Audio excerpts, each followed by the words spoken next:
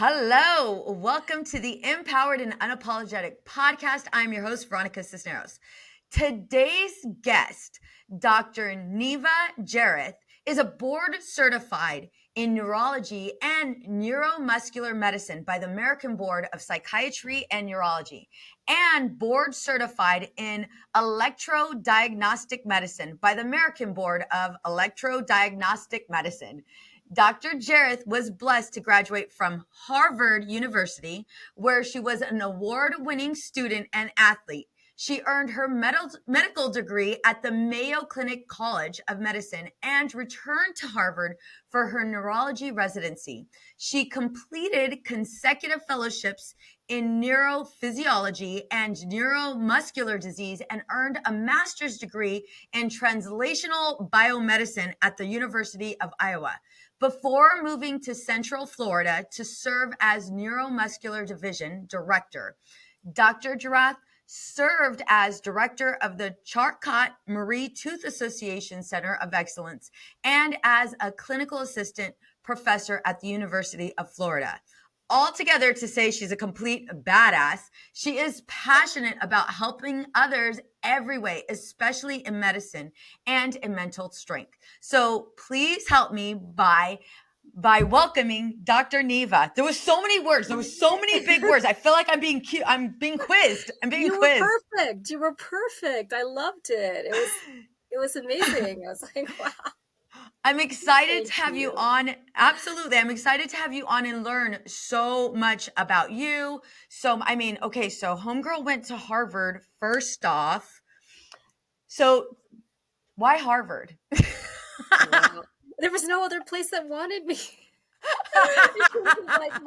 It was the Ivy Leagues. I had no other choice. I played tennis, but was so academic, on top of that I really didn't make it to like getting a full ride at University of Georgia for tennis. I just didn't have the athletic skills that were needed. Yeah.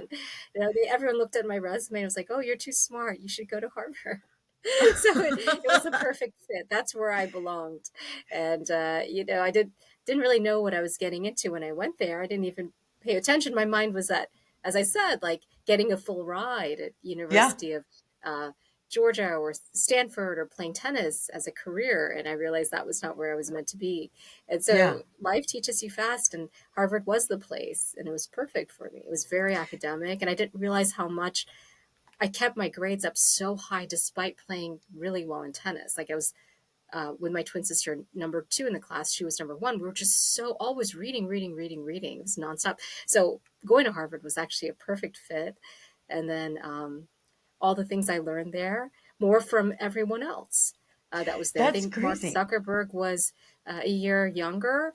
And I was involved because one of the guy who created Facebook, Divya Narendra, he, wanted to launch something at that time. And I remember the whole scene when he came to me asking me to sign a petition for him because he was so upset his idea was stolen. But during that time, you recognize in life, my mind was so on medicine and doing this. But in the end, it's really all about our ideas. And that's really very important. The ideas take us. You're as big as your biggest idea. And we learned that from college. From many places. So not only did you get in, but also your twin sister. She did. Yeah. That is amazing. So right away, I want to be adopted by your family, and I want your dad and your mother and father like teach me all of the ways, like to parent my kids. they literally see. I think in life, Veronica, we don't realize that there is not much competition at the top. There's probably not many parents who are going to do what they did. I guarantee you, they were parents from heaven. There's nobody who's going to drive, 4 hours from Augusta, Georgia to Atlanta, Georgia, just to get raw carrots and make share carrot juice. And the amount of carrots we had 2 fridges.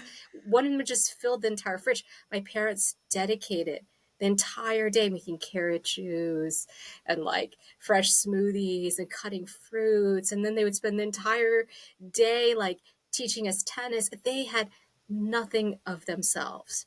Right now, as a parent myself, I'm like, I need this, I need that. I can't dedicate that much time.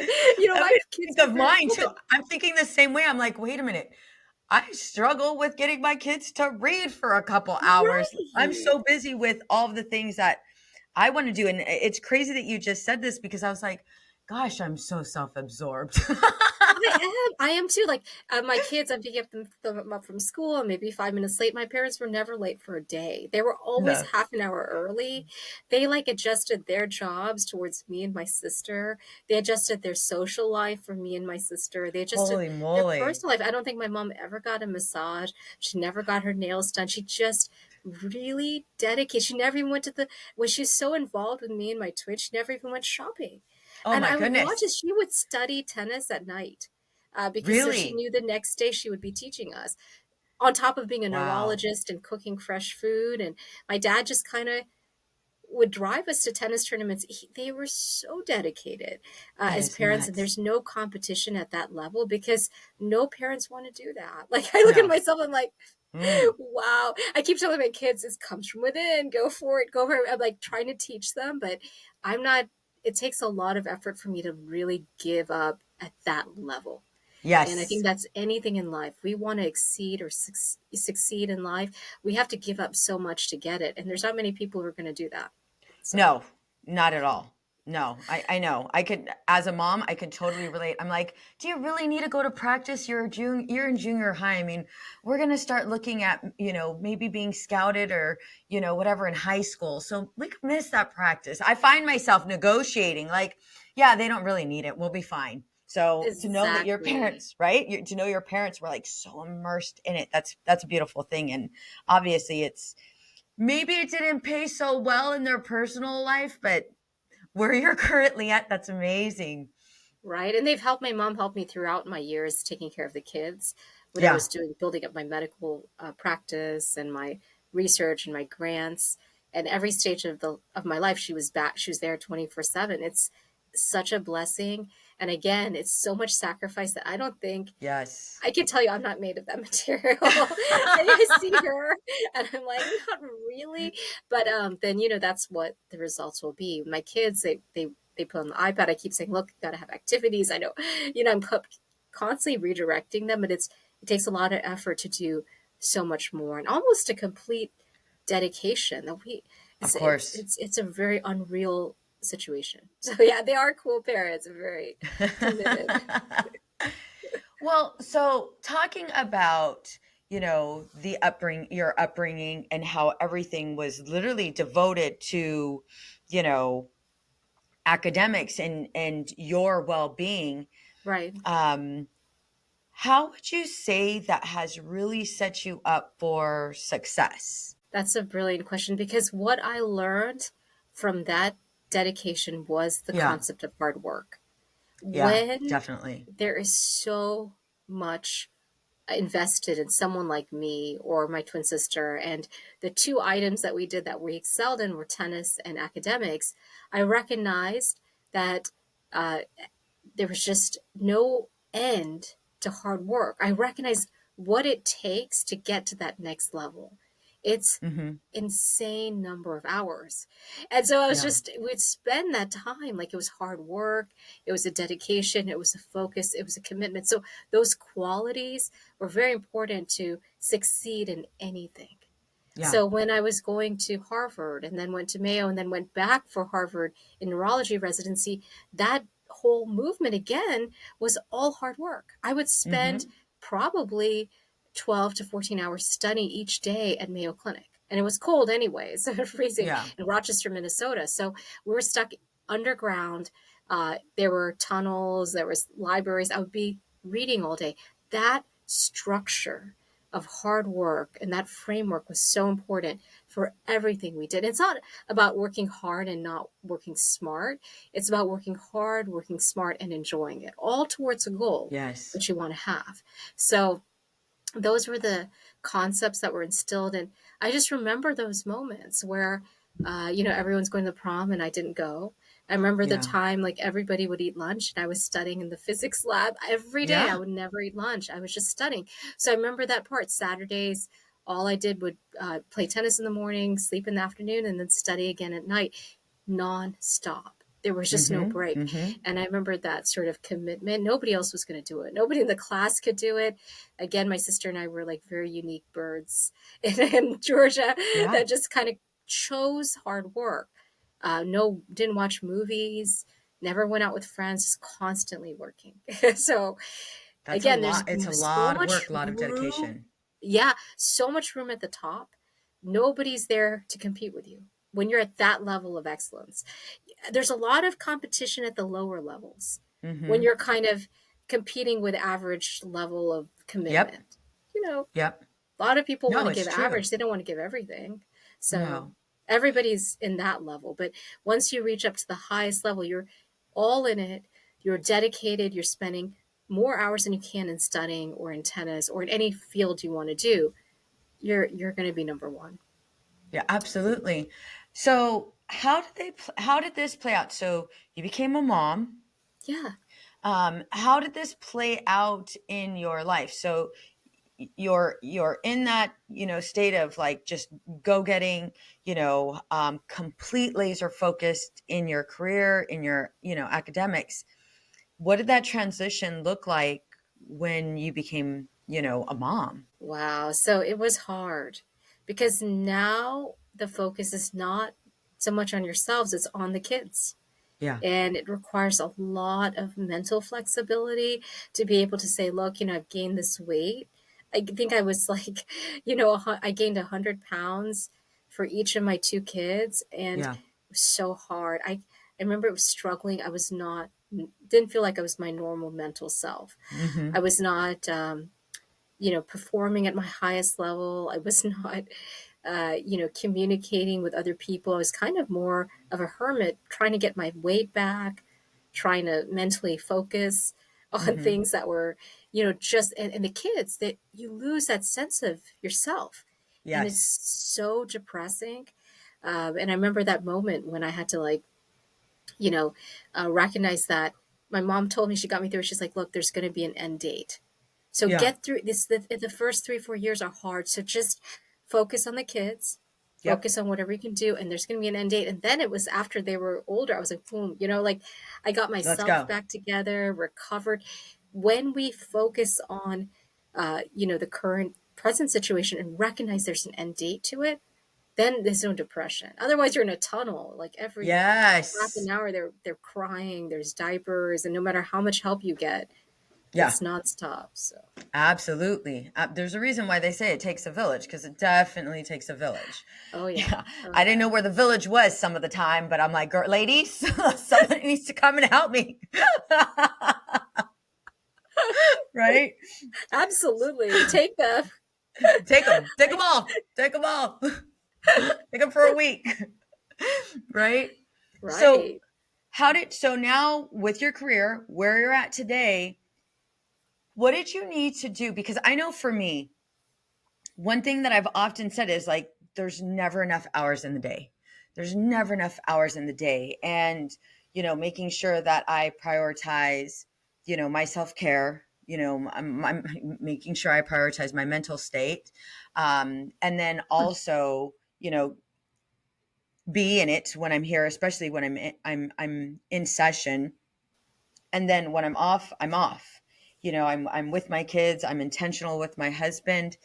What things did you need to do to maybe either shift your mind or get to a place where you're not running after time? You're not at the mercy of time. I love that question because that's my kind of one of my strengths. And it was always about being as efficient as possible. So there were things that I did that I knew they were going to make me happy. So some of Hmm. the things that I would do is that I wouldn't watch TV with everyone. I've recognized right away the entire family's watching TV. They're watching a Yeah. movie. This is not my time. I don't really care about the movie. If I sit down, I'll never get up. And those are precious times when I can learn. So I would jump on a bike and listen to lectures. Always. There's never a day, even last night, we came back from Montreal, Canada, and the family started watching a movie. I jumped on a bike, didn't care it was, 8:30 p.m. I didn't have any restrictions on what I wanted to do. I went and Hmm. jumped on a bike. So here is an example where you're going to take every minute and use that for your self-care, and you don't have to worry about what everyone else is doing. That's a great time. The kids are sitting down, they're eating their Yeah, dinner. This is not a time that I have to be there for them. And so that's a hack. The second thing is that I made sure I hired a personal helper. The little things like absolutely. laundry, because this lady comes Yes. every day. I love her. Laundry, I food love her. She's prep. my best friend. Yes. Yeah, I mean, these are things that are going to drain a lot of time, but a small Yes. amount of money can go a long way. Even if it's Absolutely. just a little, I mean, it's just about folding socks and folding clothes. It's not like a big deal, but it's a big deal to me when I have to add that to the rest of my day. So I don't know if you have that, Veronica. You said you have your best, just like your best friend. Best friend. I love her. She loves to come in and she's like, I'm going to go ahead and organize your entire closet. I'm like, girlfriend, you do your thing. You do your thing. I am not going to bother Exactly. you. Whatever you want to do, you know. And she's like, okay, I'm going to do the pantry next. Mi casa es su casa. Whatever you want to do, take Take it. Take it. it all. I can't find shit. I cannot find shit. But you know what? I'm okay with that. I'm okay We with are going that. to survive. I mean, this is Yes. like, it's just important. Those Yeah. times that they're actually doing things for you, it's a small amount, but it goes such a long way. That's why Yes. I could write the book, because I had these like kind of habits built in. Yeah. On a bike when everybody's watching TV, I have some housekeeper coming in every day, Mm-hmm. and then finding like hacks on food. I mean, there's just so many levels that you can do that makes life easier. We're gonna totally dive into them. We need your help. Oh gosh, we need your help. So, Well, right? yeah, $1 billion mind and mental strength. right. Let's go ahead and see the book. Let's see We're the going to book. see this So, book right here. yes, It is a life-changing book. we need It's it. brilliant. It's so amazing. So this book came out now. I know we all are very sensitive. I am a little bit, and I've learned how not to be, but heartbreaks. And being a woman who has to build a program or has to work with men, it's been heartbreaks, because Yeah. men are not used to women in power, or women who Mm-hmm. are working, or women who have a lot of education. They're just not Yeah. used to that because they feel insecure. And so Absolutely.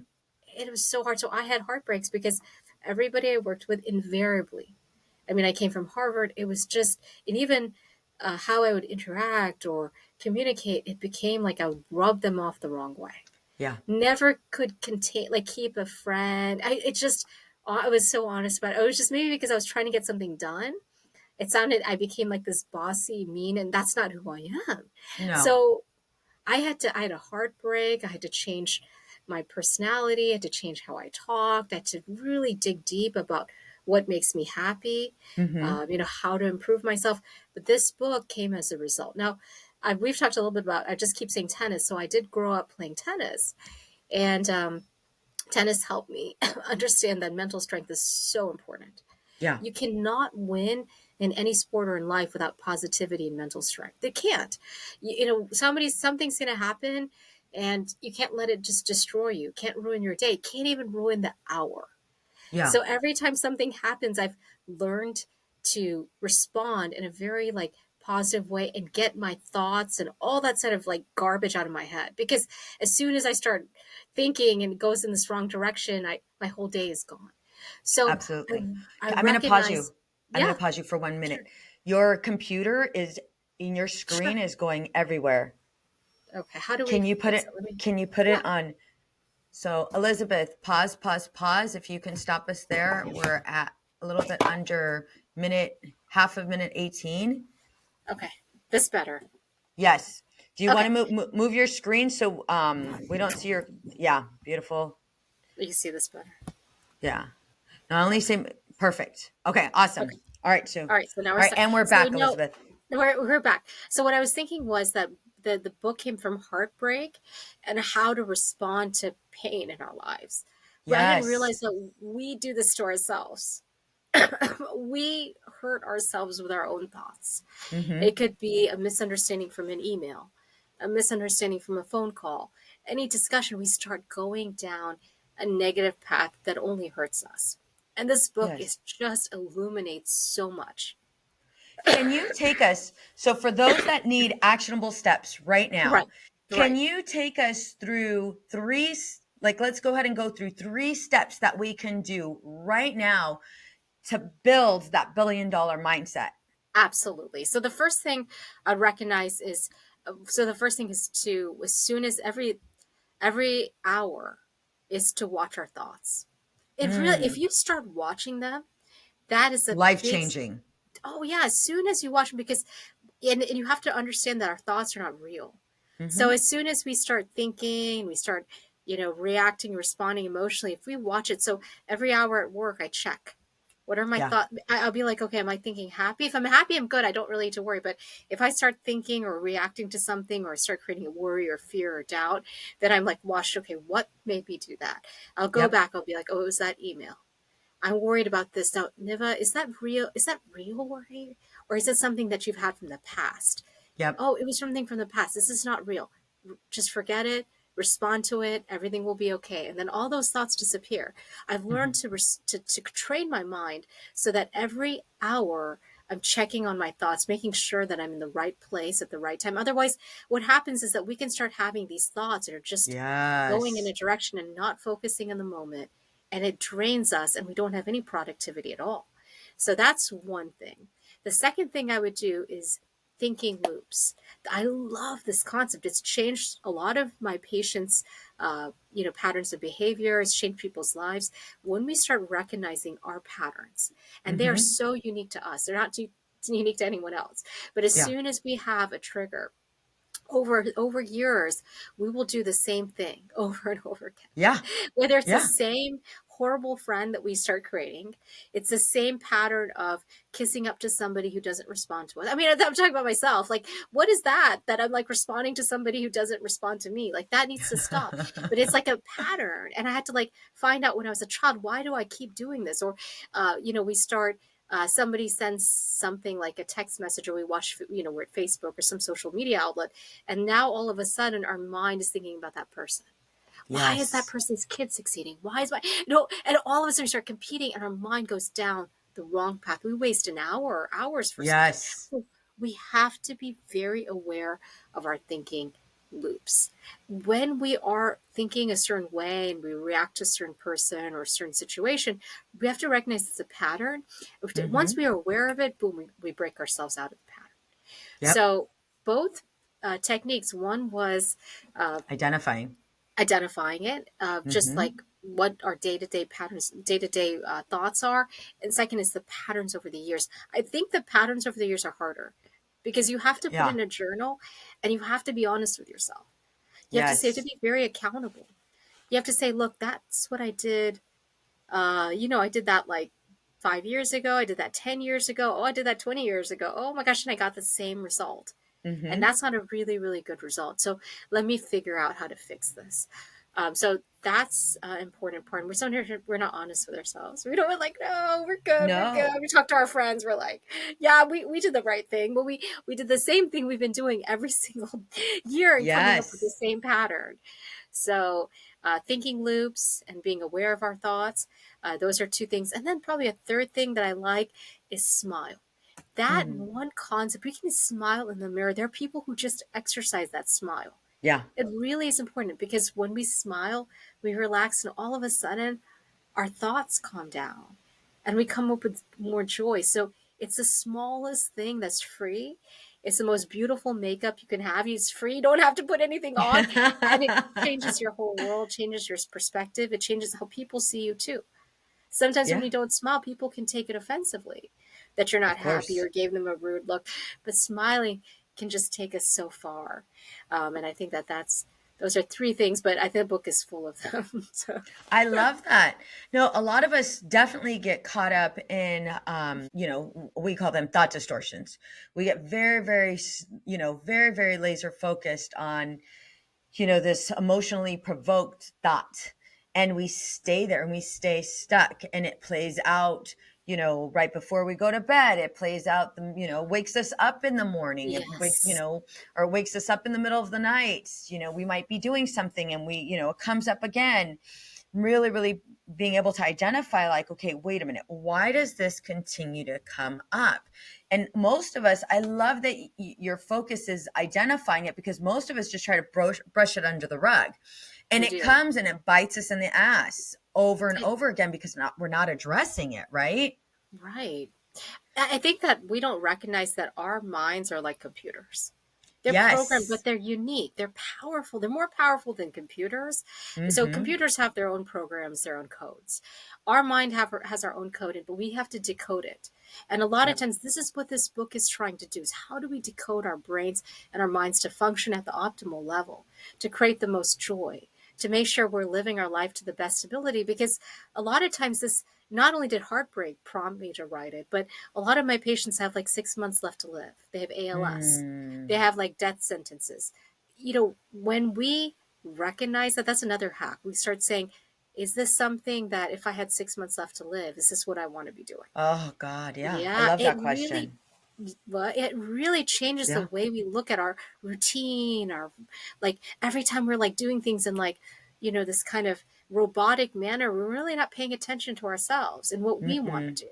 And if we saw Mm-mm. ourselves after we die, I know it sounds a little bit like, you know, Morbid. scary, but after we die, we watch our life play out. Is this the life we want? And that's how this book came, not only for people to help them find out what they want in their life and what they would love to do and how they could contribute to the world. But it was also for me to say, look, I better write a book for people, because I don't know when I'm gonna, when is the end date for me? I don't want to look back in my life and say I did not give back. Yep. I didn't help people. I was stuck in this Yes. routine, like rhythmic, 9 to 5, get up in the morning, come back, and I was a robot, and I had so much to offer, and I love mental strength, and I could change people's lives, but I didn't really do it. Yeah. And I wrote these research papers in neuromuscular disorders. That's great, but it's not really impacting lives at a Mm-hmm. massive level. So that's why when we do this, we have to think of what we want to do, and Yes. we have to be able to really spend time with ourselves. Because if we don't spend time with ourselves, subtly, it just, we're not coming across as happy or joyful. You'll No. see that, like all of a sudden, that person at work, that situation, what somebody said is eating up at us. We're not finding some. I'll tell you a story. I have a kid. She loves cooking, but Hmm. it took me so long because I play tennis. I put her in tennis. Every single match she lost. In fact, the coach put a dollar bill on a cone and she hit it. He's like, gave it. She's like, she threw it back. She's like, I don't want your dollar bill. I don't want this. And she just threw Oh. the racket and left. I thought it was discipline issues. I thought it was an iPad. It was that she Yeah. didn't like it. She Mm-hmm. didn't like it. I figured out she loved math and singing and cooking, and everything was about food. So she recognized what she loved. That little example tells us how we don't spend time with ourselves to recognize what we love. Yes. Yes. Oftentimes we stay and we don't speak up. We fall into whatever other people think we should be doing, or we fall, 100%. right? We follow whatever we think our parents, want us to do. And then we get into relationships where we're stuck in trying to meet people's expectations and constantly compromising ourselves, Always. So definitely not a behavioral, definitely not, disciplinary. It's more of, she was able to set that boundary. She was able to set that boundary and assert herself. I think that's beautiful. And it's one of those things when we don't listen to, you know, what we really want, and we don't fall in line with taking the necessary steps to, go down that path. Yeah, we stay stuck in that distorted thinking and we stay stuck in that loop. If all of the high achieving moms were listening right now to you, what is one tip that you want to give them right now to do to live that life towards intentionality, towards freedom, Absolutely, Veronica. I love that question because I had to ask myself that question. What is right? it that I think the most important thing is for all these moms and anybody listening to this podcast to ask themselves, what is it that they love to do without being paid for it? What is it Mm-hmm. that they'll do when they come after their work or after their duties or responsibilities? They come home to and they really love doing it without pay, without Yes. any motivation or carrots. They just enjoy it. That's Mm-hmm. their heart song. That's what they really love. That's what their gift is. Because there's something some people will do, like, of course, like me, I'll listen to mental strength lectures for hours. And I love exercise. You don't have to tell me to exercise. You don't have to tell me to listen to the stuff. That is me. That Yep. defines who I am. And nobody can tell me, nobody can pay me any money. That's what I want to do. And I'll do that the rest of my life. Like, and I love helping. So when these things are lined up, I know that about me, but it took a long time. When you Yeah. have kids, you're so focused on the kids, you're not focusing on yourself. You don't even have enough Mm-mm. sleep. How are you going to Yeah. even spend time thinking about you? Then you have to take care of a husband or a family or in laws. It's constantly giving, giving, giving. You have to take a step back and recognize that thing you love. And you'll find it. It Absolutely. just takes time, and it's a journey. It's not like, oh, tomorrow you're going to find it. It takes time. But then you realize you keep going back to it. What do you like to listen to in YouTube over and over again? Mm-hmm. Is it cooking? Is it Mm-hmm. artwork? I mean, people have so many passions and we don't recognize or celebrate them. We're Absolutely. always trying to please people. Like, for example, when I recognized that I had these passions, then what I did was I also did an exercise. I watched what people would say to me all day long, and I Mm. typed it in a PowerPoint. I was Yeah. like, what am I getting? What is it around me that's getting? And it's nobody's fault, but grandma would be upset about the kids. The Yeah. kids, husband is yelling about something about the kid, always anger. My sister Mm-hmm. criticizing negative. I was like, so much negativity coming at me. Yes. And it was like, Yes. wow, I needed to take a step back, separate myself, find the people that were going to flood me with positivity. And Mm-hmm. then I really developed confidence after that. It took time.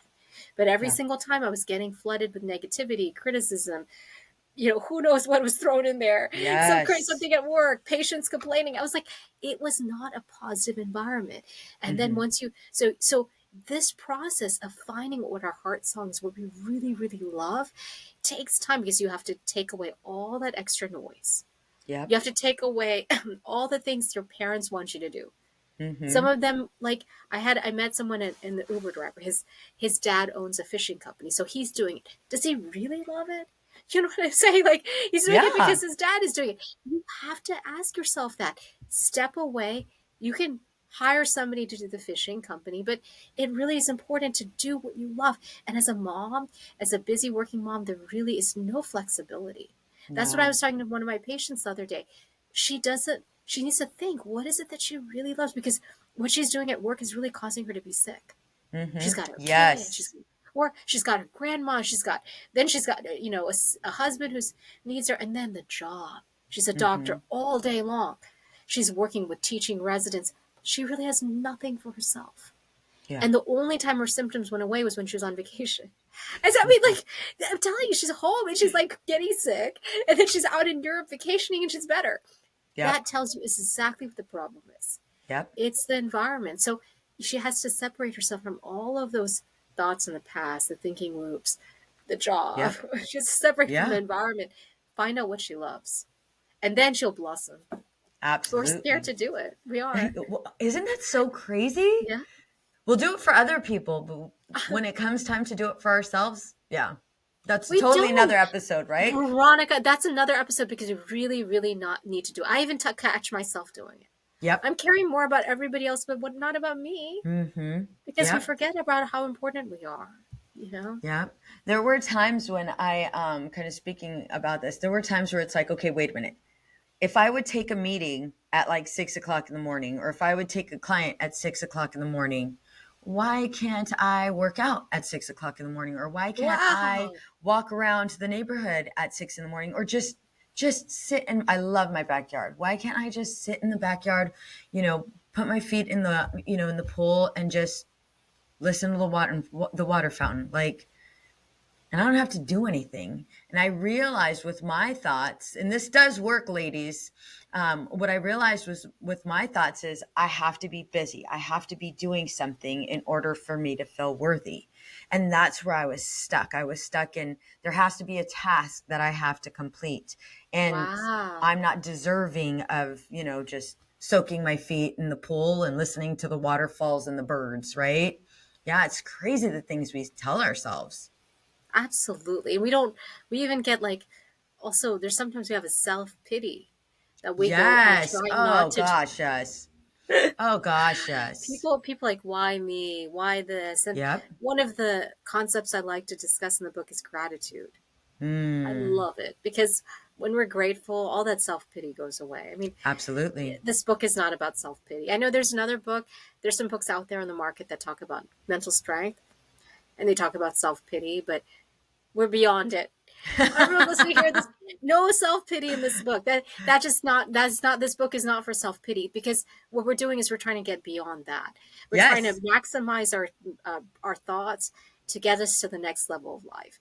As soon as we absolutely. start feeling sorry for ourselves, we're going backwards. So we're Mm-mm. not gonna.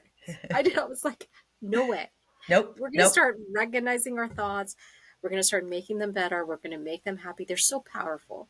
Really, Yes, it's called $1 billion mind because our thoughts are like worth $1 billion, even beyond that. We can make our yes, thoughts so powerful that we can make ourselves happy with a thought. We don't really we start buying we have a consumer culture. Yeah, I think money is important. Of course it is, but our thoughts are actually even more important because we can have hmm, everything and then still not be happy. yes. So, So true. So, how can we find this amazing book? oh yeah, so we've kept it out. This book is, if you're really an Amazon pro, you can go on Amazon and get this book in many different forms. There's a paperback version. There is a hardback, which is a journal. So Oh, I I love decided that. my journal ran out. So I said, why don't I just make this book a journal? So I took the key quotes and I put, pages and made this a journal and poetry. I have poetry in here as well. So this is a Oh, it's book where you can beautiful. use it as a journal. It's the hardcover, and so you can write your thoughts. I really like the journal, so get that on Yes. Amazon. We have an audio, we have a Kindle version. Amazon's our go-to, but if you guys are on TikTok, it's there. Instagram, we have pages. I wrote it with my tennis coach, Rick Macy.